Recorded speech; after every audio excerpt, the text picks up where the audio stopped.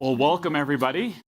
It's the Thursday of the annual meeting in Davos, and I'm thrilled we have not only a full room, but those that haven't been able to get up in here, we are live streaming downstairs out Deloitte House. And welcome to everybody. I hope your week in the annual meeting has been both productive, enjoyable, and insightful. We're going to have an amazing conversation for everybody today. We're going to be talking about abundant health, ways to get health to so many today that don't have it. Our health systems today are strained. The cost of health continues to increase. The demands, because of longer living, have created real strain in available services all over the world. We have two phenomenal individuals that are going to join me today. The first is Antonio Estrella, who is the Health for All leader of the World Economic Forum, and Seema Verma, the General Manager and Executive Vice President for Health and Life Sciences at Oracle. Seema and I will have a wonderful conversation. We were chatting just before this, and I think you'll enjoy it all thoroughly. We'll actually really get into the depth of the topic of what technology can do. Frankly, what are some of the limitations? What do the rest of us have to do with great technologies? But before we begin, Antonio, maybe some thoughts from the forum. Great. Thank you, Asif. And hello to everyone. Welcome to Deloitte House. It is my true honor to be here to join this session and to represent the World Economic Forum to give a brief opening remark around this work that's happening around non-communicable diseases, the challenge of how we solve that approach. And I'd like to start first by acknowledging the partnership we've had with Deloitte. We've worked together for a number of years on addressing the health gaps that lead to poor health outcomes. It starts with mindset shifts in terms of being able to engage with policymakers, engage with governments, engage with business leaders from around the world, and bring in civil societies and academia into solving problems together. And what I'm really excited to report about is what's happening across the street. We've had a number of different sessions around non-communicable diseases. It's an enormous challenge dealing with a lot of people who suffer through long-term illnesses. And how can we address that? In one of the sessions that we had, it was a small closed-door room. We had the World Health Organization, we had World Bank, we had a number of business leaders, and we talked about the policy changes that need to happen. We talked about how do we address innovative financing approaches and solutions which can close the gaps that allow opportunities and interventions to scale. And then this morning, we had a session, public session, which you can all view on the website and see a recap, where we discussed how do we bring in other sectors? How do we bring in food? How do we address nutrition? When more than 80% of health outcomes come from non-health factors, and something that we really have studied together, we need to make sure that we're cross-industry. And I'm excited about the session today because now we're going to focus on technology and the role that technology can take to help bridge all of that together. So with that, I'd like to turn it back to Asif and be able to continue the discussion. Well, thank you. Thank you indeed. And a round of applause for Antonio. Well, Seema, please join me. Good morning. Well, thank you for coming all the way out to a brisk but bright day here at the annual meeting. Let's just start off. The world requires probably 10 million more clinicians by 2030, certainly by 2035. That labor market will be awfully difficult to solve. The costs are growing, not decreasing. The demands are growing as well. People need access to care. Just as on a personal note, I noted that before I came and I got on a plane, I needed to find a specialist. It's a common ailment, and it wasn't a complex condition requiring super specialized resource. In Washington, D.C., the first available appointment was 4.5 months in the United States. We clearly have a challenge with capacity. You've not only spent a whole bunch of time in your current role at Oracle, but you were the former administrator of CMS. So you've seen things at the heart of government. You're seeing things in the heart of industry. You've clearly made a choice to to do this and get on the technology side. What do you think are the opportunities and the challenges, frankly, for technology to solve these gaps? So let me start with the problem that you started with, which is the access problem. And if we think about what's going on, not only in the United States, but in the entire world around access, is that we've moved from more infectious diseases to more chronic diseases, and people are living longer. Now that's a good thing, but the life expectancy has grown across the world. So people are living longer, and as they age, they have more complex health issues, and they have a desire and a need for more health care.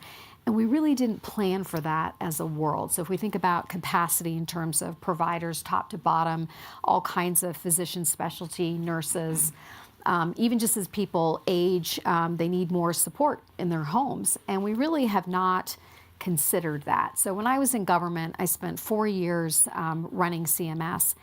And if I think about the amount of times that we actually talked about workforce, we really didn't, and we weren't planning for it. There were a lot of issues at the time, obviously COVID, but we didn't really spend a lot of time on workforce. And at the time, we were focused more on burden because we know that people were getting burnt out, and that was even before. But I think now it's just really front and center that the demand for healthcare, the wait, the lines, all of that, the waiting times have increased. And it used to be in parts of the world we'd say, oh, it's because this is a single payer system and this is a private health system, and the private health system has doesn't have these long wait times. Well, that's actually changed now, and what we see is whether it's a single payer system or paid privately or a combination, that these long wait times are happening across the board. And I don't think that we have a magic bullet or a solution. These types of solutions, if you wanted to plan for the workforce, you had to plan this 10, 20 years ago and be planning for that and training, and we haven't done that. So we're kind of stuck at this moment. This is why I'm really excited about technology. And I think that technology at this moment in the era of AI, big data, that we have this opportunity to use technology to solve not just workforce challenges, but a lot of other problems. But let's just start with workforce. What we know is that our workforce today, that's pretty much the primary cost of healthcare, right? If you look at all the costs, a lot of it is just on our workforce. And many of the people on the front lines of healthcare are doing a lot of mundane tasks, repetitive tasks. And it causes a lot of frustration for them, but it's also not very productive work. And so this is where AI and technology can help with that, right? We can start having the machine do a lot of that mundane, repetitive work. There's also the opportunity to upskill, right? So we talked about the nurse practitioner, and in some areas of the country, that may be all that's available. So how do we make sure that that nurse practitioner has the resources? And that, again, that's where technology can actually help with clinical decision support. It's kind of a backup for that person. So there's lots of opportunities to reduce a lot of that manual work, and that increases capacity for the system. As well as, we haven't talked about it, not just an access problem, but a quality issue as well. We know that we have uneven quality across the world, and it really does depend on where you go for your health care in terms of what the outcomes are going to be. Technology has an opportunity to make that more even, where for every provider on the front line, we can analyze the patient, whether it's their genomics, their test results, and sort of say, these are the best treatment options. We can consider what's available, what's paid for by the insurance company, and make those predictions. So I think that the opportunity for technology will be transformative over the next 5 to 10 years. Well, you said a word that almost sounds like a magic word here at the annual meeting. You can't get more than 5 feet without hearing AI again. Right. The topic of AI has been all over this meeting, opportunities and challenges. Mm-hmm. As you've thought about AI in view of the systems that you're building, that you're thinking through, what place does it have for your firm, for your model, for your thoughts about what we can do to solve these challenges in healthcare? So for Oracle, this really starts with the mission. And I think that's probably unusual maybe to hear that from a technology company. But for our founder, for Larry Ellison and the executive team there, it was sort of, I think it was during COVID, right, where I think all of us experienced the pitfalls of the healthcare systems around the world, right? And it was front and center for everybody. And I think there was a greater understanding. And even at that moment, for Larry Ellison and for Oracle executives, it was like, wow, this is what we're doing over here in banking. This is what we're doing in communications and retail and hospitality. What if we took this technology over here and put it in healthcare and look at what we could potentially do? And the company's had a long history in databases, our fusion technology, ERP, human capital management, supply chain, and they had started to get involved in industries and had great success in transforming those industries. They had had a long-term investment in life sciences and clinical trials. And I think they had been looking at healthcare for a very long time and then felt, you know what, this is the moment. And for Oracle, our mission is to transform healthcare end to end. Our mission is to solve long-standing problems in healthcare. And I think it's really important because if you don't have that mission, it really does permeate every decision that we make. We are thinking about the greater good. How do we solve the problem, not just put another product out into the market, but how do we actually solve it? The other important point about our stance and how we're approaching this is that a lot of technology providers have gone in with saying, we're going to solve healthcare, but they solve one piece of it. Oracle's really taking an approach of, we're going to go end to end because we don't think that you can solve it with one thing, right? Let's do some rapid fire problem solving. You're a Deloitte house, and so our business is kind of organized by pulling people together and solving things. And so I hope you don't mind the on-the-spot sort of thinking through topics together. But let's start with the cost of biopharmaceuticals, for instance.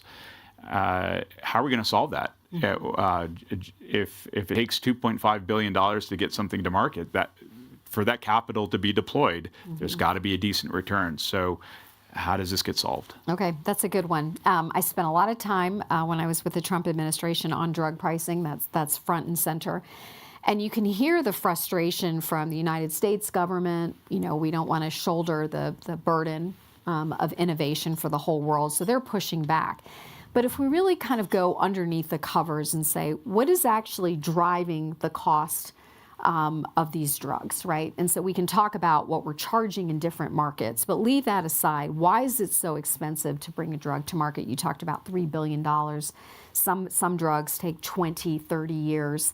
There's investments and great new drugs that we've seen in the market, right? The GLPs, drugs for Alzheimer's, so a lot of impact. But it takes a long time, takes a big investment. When you start to peel back the layers, why does it cost so much? There's a lot of manual, redundant work that goes on to just produce a drug, and it really has to do a lot with the clinical trial in and of itself. Recruiting people to participate in a clinical trial is very challenging. Less than 1% of the population even participates in a clinical trial. Probably even less are even aware that they qualify for a clinical trial. So it's an immense burden for these drug companies to do a clinical trial. When they do a clinical trial, finding a site where you're going to have patients, very, very difficult. And then if we just think about the clinical trial, it's a very burdensome process where they're essentially moving the data from an electronic health record. I went and visited a clinic, and they showed me that they took the electronic health record, they printed out all of the pages, and it was a binder probably about this thick. Not too sustainable. Right. And then they had to take that and manually enter it into an electronic data capture system. And so you can imagine just all of the manual work. We called it the swivel chair because they're moving between the electronic health record and the electronic data capture. Right. Oracle's the only company in the world that actually owns both. We own electronic data capture and the electronic health record. So I was like, well, this is awfully embarrassing. we have to fix this. And so that's one of the things that we're starting with, is to say, first of all, the data movement between the electronic health record, EDC, should be seamless. We should be able to read this with AI and move it in here. We should not need all of this manual work. Second is, how do we bring clinical trial matching right inside the electronic health record? So when a doctor sees a patient, we have the ability to scan their whole medical record, including any genomic data, to say, this person actually qualifies for a clinical trial. Alert the provider so that they can tell the patient, and even allowing patients inside their own patient portals to say, yeah, I want to know if I qualify for a clinical trial, and to actually directly go into the patient's portal and alert them that they qualify for a clinical trial. Just with those pieces alone, we've solved so many problems, right? We hopefully have increased the number of people participating in clinical trials. We've helped drug companies figure out where's the best place to go by being able to scan all of this data. And then the third thing that we're working on is we shouldn't have two different systems. The data is the same, right? If you have a patient visit, let's say 75% of the data that you would have in a normal clinical visit is already in the EHR. There may be some more data elements. We can easily add that to the electronic health record. And so it becomes a seamless, oh, you're in a clinical trial, let me ask these 10 other questions. The other thing that's very exciting is that when we think about clinical trials, right now it's all manual and data entry. Many of you have probably heard about ambient listening and how we're using ambient listening to develop notes through AI. So the ambient listening tool listens to the doctor-patient interaction, and then it generates a note. We're going to use that same technology for the clinical trial as well. So the ambient listening tool will say, oh, this person's in the clinical trial. You need these 10 data elements, reminds the provider, all of that gets captured, and it's completely automated into the electronic data capture. So just with those 3 or 4 things, those are some of the biggest pain points as we talk to pharmaceutical companies that we think we can solve. And that is the hope then, that this will contribute to lowering the costs of developing these drugs. Well, it's really interesting, the paradigm you create, because you've pulled the cost of developing these great treatments and medications down to the labor of the no fun work of retyping things in and desperately trying to get the people that probably want to be on a clinical trial there, but it takes a lot of labor to get that done. The thing that you mentioned also, I didn't think about straight away, but it's also a challenge with access and equity too. If you're not necessarily disposed, if there are not data managers all over you, you probably won't know about that study. And that could be exactly the thing that you want to do, but you wouldn't know, right, unless somebody would have told you. So we have these 2 labor pieces, one that creates access because people know about it, and ideally reduces the cost dramatically because hopefully you won't need all that labor to get it done. Right. All right, let's try to solve another problem. Right now, the cost of care, especially the more intense the care is, the more labor you have to deploy, generally speaking.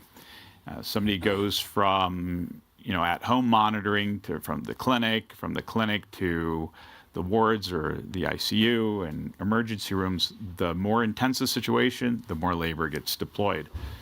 Are we going to be able to see technology help with that too? Yes. So let's talk about 2 things, right? One is right inside the inpatient setting and just the flow, right? I mean, you sort of said, look, when the patient is in the hospital, they're moving from here to here to here. Maybe they need some tests. Maybe they're having surgery. And there's a lot of coordination that goes on between the hospital, so inside the hospital, so just even the command center. This is where, again, we can use technology to give the alerts, to track the patient so that everybody knows exactly what's going on. There's a lot of efficiencies, which I think is fairly straightforward. But if we think about where the opportunity is, it's around maybe not having the patient even come to the hospital to begin with, because we know by the time they get to the hospital that that's the most expensive setting. So the name of the game is, how do we keep people out of the hospital? how do we use predictive intelligence, right? So, today, if we think about the use of technology, right, we should be able to project, we talked about this just in terms of staffing needs, right? Say, okay, this is what we see, there's, an increase in cases of flu, we need to staff up for this. So you're using predictive analytics to look at staffing. But we can use that same technology to look at the patients and sort of say, through monitoring, right? Maybe it's somebody who's a diabetic and we're managing their hemoglobin A1C, or it's somebody that has asthma and we're using home monitoring to see how they're doing. We have the ability to use predictive analytics and AI, not to just monitor a few patients, but monitor all of our patients and say, these are the ones that have a high probability of coming into the hospital. So let's do some outreach to them, and even using AI to help with that outreach because of the volume. And that's where I think the really amazing gain would be, is how do we use the technology to keep people healthy and out of the hospital and out of the consumption game. So the stitch in time saves nine model. Right.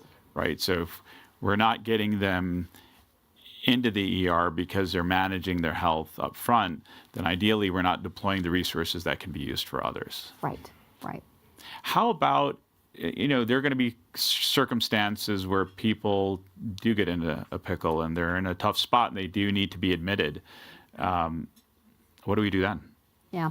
I want to go back, though, before I get to the high acuity. The other thing in terms of AI, which I think is happening right now, is sort of using AI, conversational AI. And there's a lot of tools out there for people to just be able to answer and to ask routine questions about their own personal health. I think many of you probably have taken your test results, right, that you've gotten, maybe your cholesterol scores. People are doing that all the time now. And those products are becoming better and better. But imagine if we can use AI so that the person can interrogate their entire healthcare record, right? Today it's sort of separated. Here's the tools for asking questions, and here's your healthcare record, which we all know is in many disparate places. But what if we could bring your whole health record together and bring it together with those tools? Then the patient is actually using AI. Now, that's not going to be everything, but it's a lot of low acuity care, right?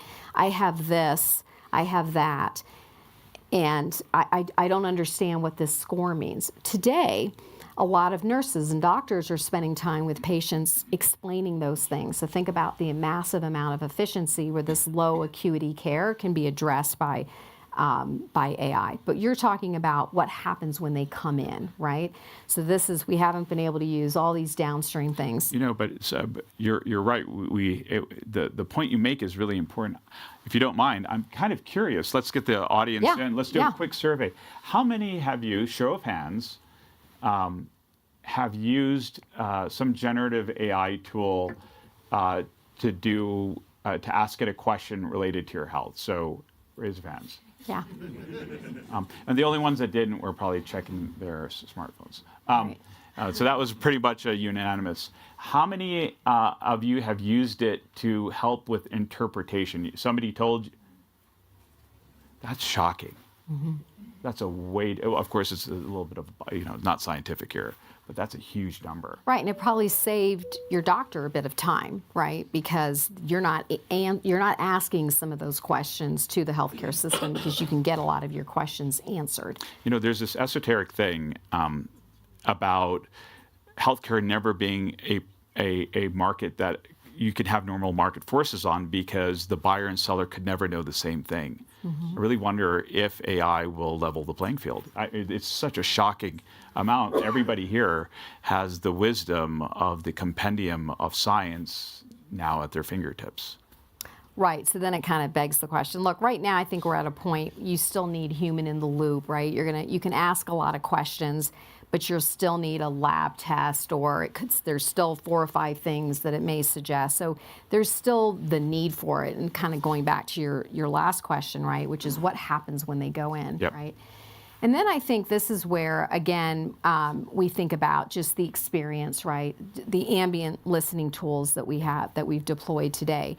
Even that, just think about what that means. For the doctor, it's saving time, right? Because they're not spending all this time, so they have more time with their patient. But think about the experience you've had in the last 10 years with your doctors. My guess is it was something like this. They were staring at their keyboard, they were typing things in. And we've also seen this evolution where there's been a decrease in trust, right? That's been a topic that, oh, people don't trust the healthcare system anymore. I'd like to theorize and say maybe it was because the doctor wasn't looking at the patient for the last 10 years. They've been staring at their keyboard. Now they actually have the ability to engage with them, make eye contact with them. And what does that mean for healthcare, right? There's all kinds of subtle clues that physicians can pick up just by looking at the patient. And when they're looking at the keyboard, they're probably missing something. Yeah, there is something about looking somebody direct in the eye.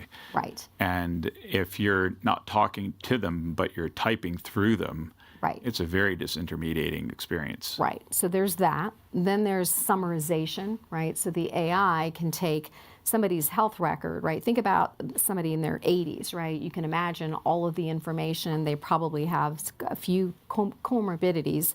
There's a lot of data. And we can now provide a very concise summary to the provider, and everything's footnoted, so if they have a question, they can go back to the source. Imagine the amount of time. That means the provider's not missing things because it's all there. The AI can say, you know, this person's overdue. They haven't had these preventative services. Oh, by the way, this person's in a value, their contract or the insurance company that's paying for this requires you to do this. That it could also talk about social determinants. This person is food insecure. This person may have housing issues. And all of a sudden, that information is consolidated. So when the provider goes in, they have a more complete picture than they've ever had before. And then we get into clinical decision making. We get into using genomic data that may be there. Now the AI is sort of taking all of this information and helping the provider with the treatment plan. Giving them recommendations, the clinical trials. It may say, you know, these are other patients that look like your patient, and this is how they've been treated, and these are the types of outcomes. So there's all kinds of information that the provider may not have had at their fingertips. And so you're leveling out the quality of care. And then from there, all of the workflows, whether it's a prescription or a lab test, or this person needs a certain type of imaging, and this requires permission from the insurance company. Those things today, as you know, take so much manual work behind the scenes. A lot of phone calls being made, phone calls to the insurance company, scheduling. All of that can be automated. That's what Oracle's bringing through their whole AI-oriented EHR, that all of these workflows become automated. So we have tremendous time for the providers to see more patients. And there's also a redeployment of the workforce, because you may not need all of those people, because this work doesn't need to be done anymore. We can automate all of it. Well, what's particularly fascinating is that we've got a system which is dependent on human beings. Medical school hasn't got longer. Mm-hmm. Residencies are basically the same time, but the amount of information expected for people to know has grown dramatically. Mm-hmm. It's not fair in a way that we've expected the entire corpus of every clinician to know everything. And so the capacity for the system to create the hybrid mind and extend the mental capacity, mm-hmm. and the data capacity as a result is so profound, the way we've been kind of talking about it. I've got a question out for everybody here. About what percentage of time do you think clinicians spend on administrative activity? So I'll start with 10%, raise of hands. A lot of no's. That was pretty intense. Which country? How about 20%? Yeah, which country? Yeah. That was good. Okay, we're up 30. Okay, got 1 or 2. 40. Okay, some more. 50. All right, the rest went up. Mm-hmm. So half of clinical time, and basically healthcare is 60% labor. Mm-hmm. So if half of clinical time is spent on administrative activity, we should be able to adjust these costs, shouldn't we? Right. And I think that half of that time is on administrative costs. Now, if we think about adjusting their time, you talked about the vast amount of research and clinical information. It's very hard for providers to stay on top of it. So there's an opportunity to just upskill them as well. But I think this is where there's the opportunity to create more access and level the quality of care. So you're kind of solving a couple of different problems by getting rid of a lot of that manual work. The other thing is that we've also created a lot of burnout. All of this manual work. When I was at CMS, one of the things that I did was a nationwide listening tour and went around the country, and I was really shocked to see the frustration of providers. This is long before COVID. And they talked about pajama time and staying up at late, talked about staying up with regulations and all of the burden it had created. And we saw a lot of providers that used to own their own practices, and a lot of them had sold them. And now, you've got more than half of them are working for some sort of they're employees now. It really came down to that burden. We started an initiative called Patients Over Paperwork, and it was by far one of the most popular initiatives because that's also a big issue. And that burnout, right? People are retiring earlier. So you can also create more longevity for the workforce by solving that problem. Well, if you make a job no fun, people don't want to do it anymore. Right. And, can we create a model in which care returns to healthcare? Mm-hmm. People can actually get back to talking to the patient, making the eye contact, engaging because they're not in a computer. Their lives aren't spent completely in administrative work. And the care's better. Yeah. I mean, I think that's the most important thing for the patient, right? There's a better interaction, but hopefully the care that they're getting is meaningfully better, that the provider knows here's all the preventative things that we need to do, that they know about the clinical trials. I think that's where there's a huge opportunity to keep people healthier and out of the healthcare system. Well, I'm going to take the data point we just obtained from this group, and I'm going to do a little math, and let's see if you can rate my math, and let's see if it's believable. So if 60% of overall cost in health systems are labor, and half of clinical time is administrative, and we have a failing grade of 50% of that time can be offloaded, could we get to a world in which we can generate 10 to 15% more capacity back in the system? I think that's reasonable. I mean, it's a failing grade. We're only half successful. Right. One of the things, though, I think is important, though, when we talk about the power of AI is only as good as the data that's underneath it. And so we haven't quite solved the data problem when it comes to healthcare and interoperability. And so if we are going to try to leverage AI, we actually have to solve that problem. So when we think about the excitement of this is how much time we're going to spend on, I'm always like, yeah, I'm excited about that, but let's not forget that we have to solve that problem of bringing all of the data together to get that type of leverage out of AI. We haven't done it today, right, in terms of bringing data together and bringing an interoperable system across the world. Different markets have, different levels of that interoperability. That problem has to be solved because I don't think that the AI will be that effective. And we still may not get, though, that realization around labor if we don't solve that problem. So if we're in a world in which we can reduce the cost of developing medicines dramatically because it doesn't require inefficient use of labor, if we can reinvest the labor of clinical time to expand capacity by 10, 15, 20%, we might be in a very different spot if these technologies work. Now we're going from the problem-solving round to the challenge round. I hope you don't mind. We'll some challenges. I before this conversation, I did some crowd surfing and sourcing of some challenge questions. So the first challenge question is, we've heard it before. Technology is the next fire. We've found something that's supposed to change everything, but we've heard a lot of stories of people getting the new technology and the analogy of fire, getting burnt, not actually cooking a meal. Why is this different? Right. I think that's a great point. One of the things that we sort of recognize with Oracle is that it isn't enough to just drop the technology at the door and say, well, good luck with it, and hopefully you'll figure it out. The change is so profound that AI is going to bring that it's going to require business process transformation at the same time. So I want to go back to the ambient listening. That was one AI agent. And this is where we've seen widespread adoption. Doctors really love it. There's high accuracy. And so generally this has been a great, I would say, use case of AI coming out of the gate. But it's been shocking to me, behind the scenes when you talk to the administrators, and they'll say, yeah, it's been great. The doctors like it. It's reducing pajama time. It's great. Everyone's really happy with it. But, I'm not really seeing the return on investment. And so, how much is this costing us? And then it starts to get into more of complaints.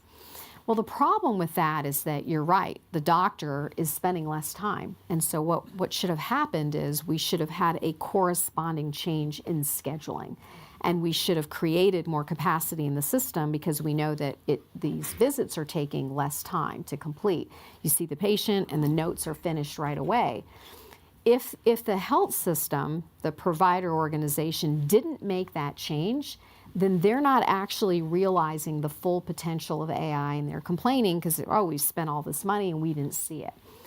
That's one AI agent. Now think about the future where we're talking about dozens of AI agents. We're talking about you don't need a call center anymore. You've got AI to do your scheduling. You've got AI to do your billing.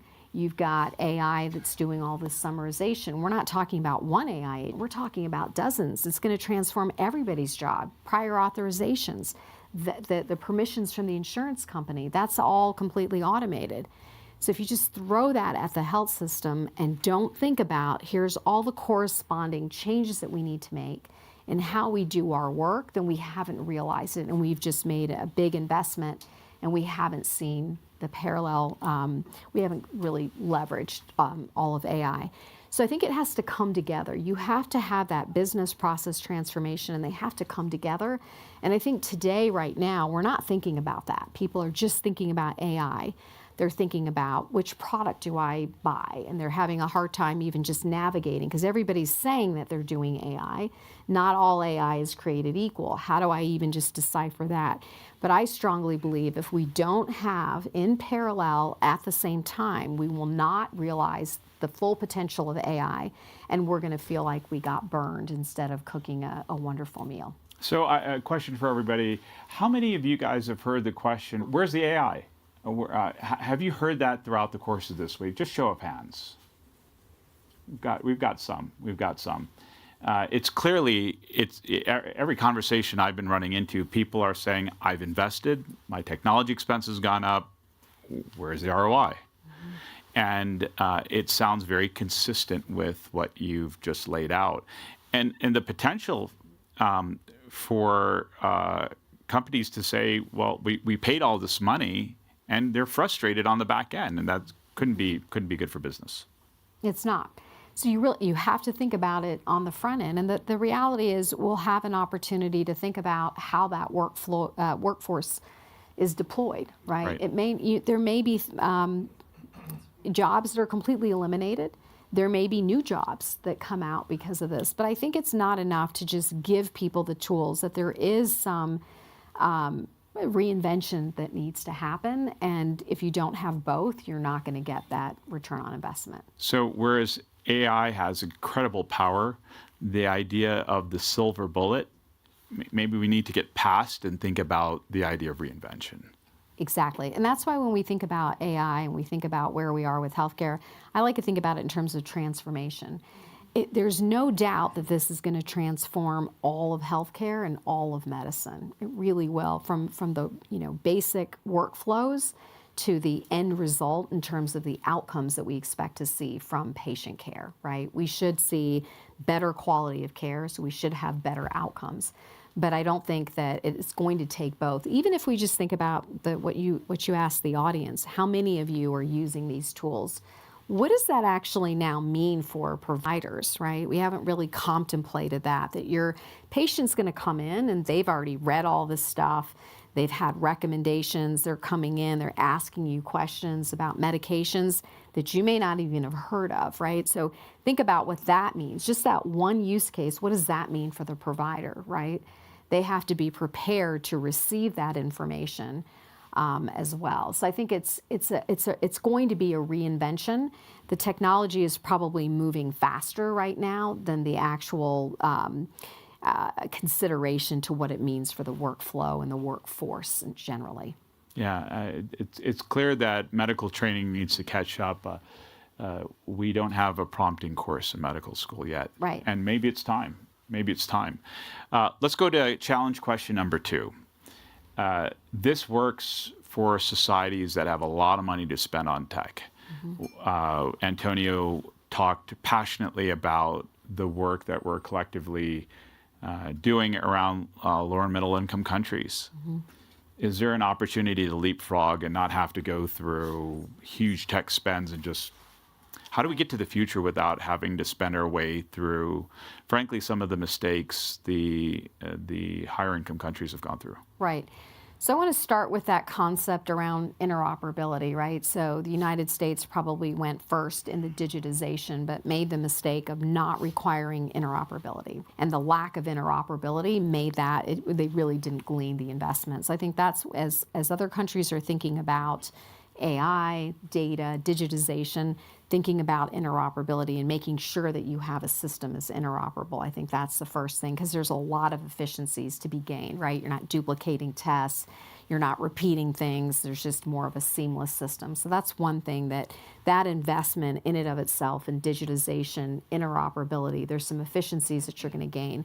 There's an opportunity to really make the population healthier. Now, those are things that you don't see right away. You're talking about today, what is that? How do I afford this? And this is where I think that there's some opportunities where we've given this a lot of thought, because we hear that a lot, right? Even I would say in first world countries, right? Even within those countries, there are health systems and pockets where they can't afford it. And so how do we help them?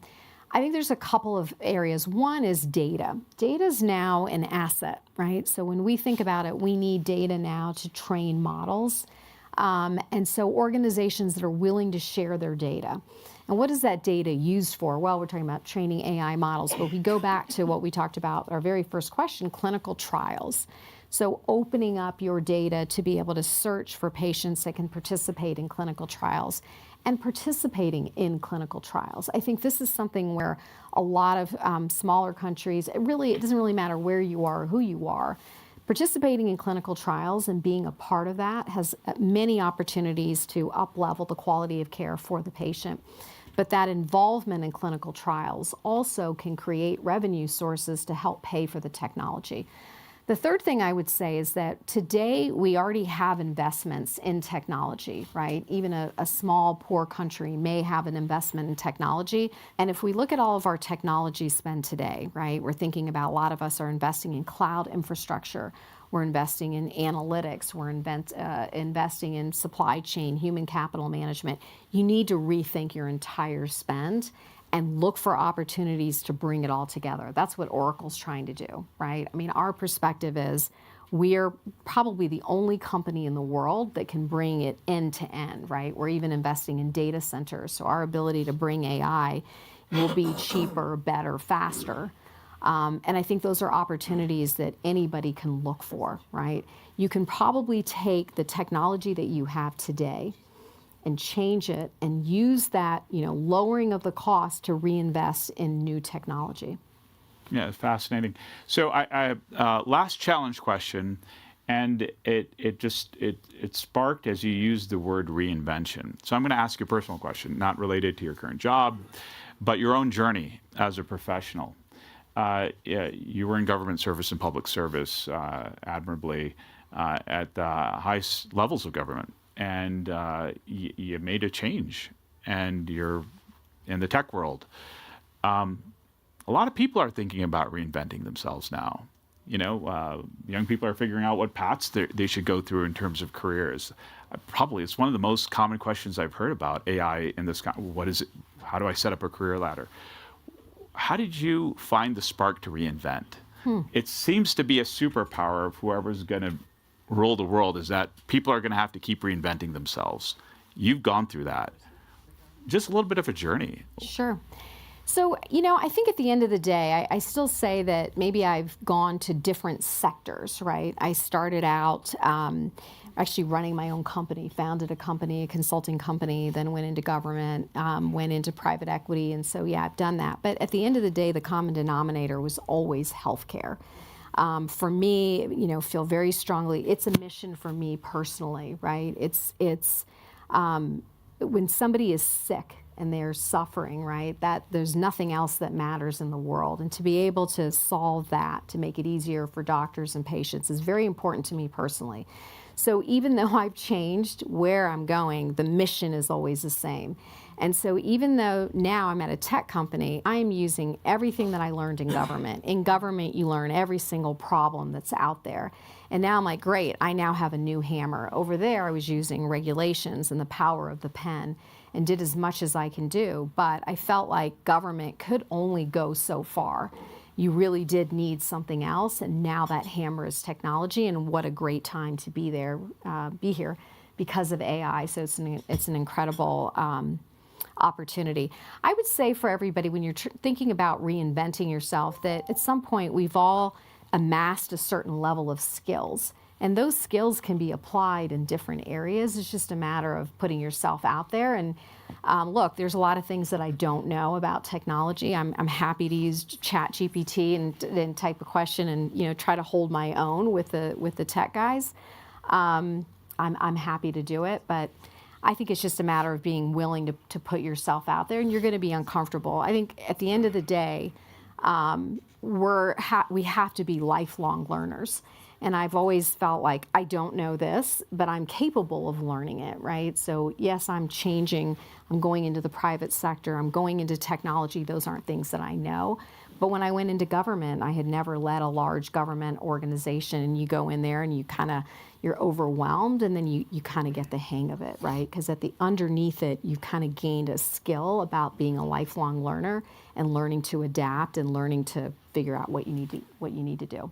Well, it seems like purpose anchored you. It seems like everything you've done is to try to remove some degree of suffering related to illness, that from your comments. But something that is underlying what you noted was courage.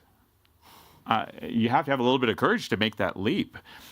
Even in the tech stack that you guys are moving to, you could have kept innovating around the edges. You're moving to a completely new frame. So there's something about courage, and I think that's something for all of us to think through.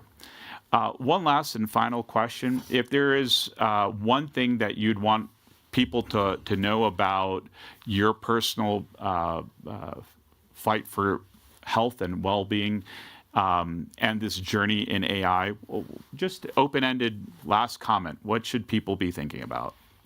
I really do feel like we're at a moment where there is going to be transformation. I feel like I've spent my whole career trying to solve healthcare problems, and it's always been around the edges. It was, I started out working in maternal and child health. 30 years later, maternal health has actually gotten worse. And we haven't really moved the needle on infant mortality, which is where I started my career.